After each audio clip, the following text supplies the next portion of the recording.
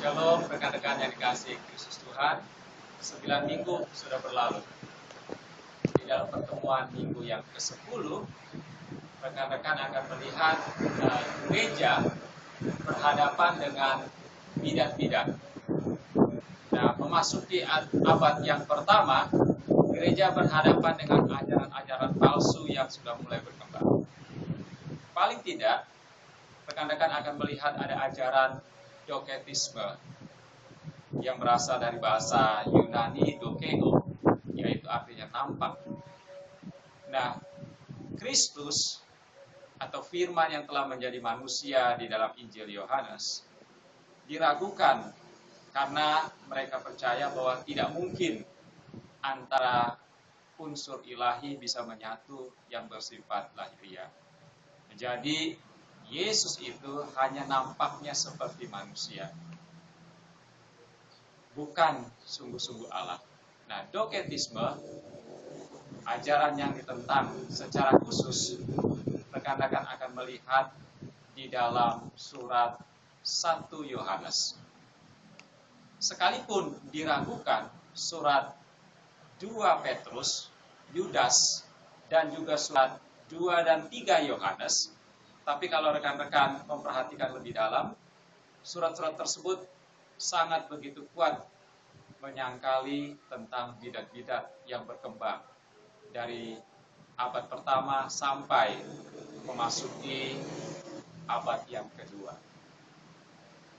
Nah, ajaran yang kedua yang ditentang di dalam surat yang pertama Yohanes, yang teman-teman dapat membandingkan antara Injil Yohanes dengan surat pertama Yohanes, ada ajaran Serentianisme yang dikembangkan oleh Serentus. Ajaran ini yang menentang bahwa Kristus itu adalah sungguh-sungguh dia adalah Allah, karena bagi pengikut Serentianisme bahwa tidak mungkin sesuatu yang bersifat ilahi itu yang kekal itu bisa tinggal di dalam tubuh atau ragani yang bersifat fana. Oleh karena itu, Serentianisme mengatakan bahwa Yesus itu dipenuhi oleh Roh Tuhan ketika dia dibaptis, dan dia dipimpin oleh Roh, dan dia ditinggalkan ketika dia berada di salib. Oleh karena itu, Tuhan tidak berserta dengan dia ketika dia berada di kayu salib. Tidak mungkin Allah disalibkan. Itu menjadi argumentasi daripada Serentianisme. Tetapi di dalam surat pertama Yohanes, Rasul Yohanes menentang akan hal itu. Demikian juga teman-teman dapat melihat di surat 2 Petrus berkenaan dengan kedatangan Kristus yang terlihat secara fisikal, bukan hanya di alam roh. Teman-teman dapat melihat juga di surat Yudas dan surat 2 dan 3 Yohanes secara khusus dialamatkan bagi gereja Tuhan. Nah, ajaran yang ketiga yang berkembang pada saat itu adalah Gnostisisme.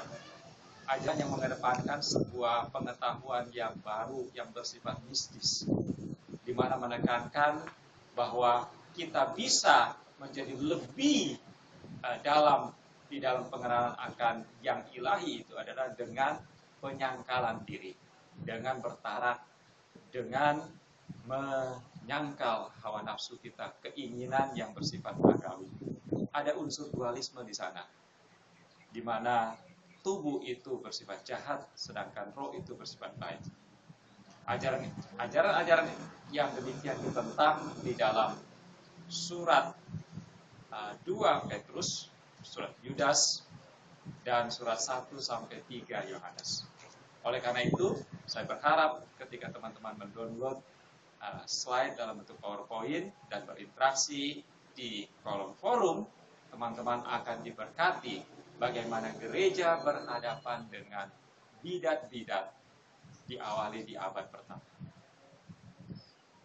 Terus maju, Tuhan beserta dengan kita.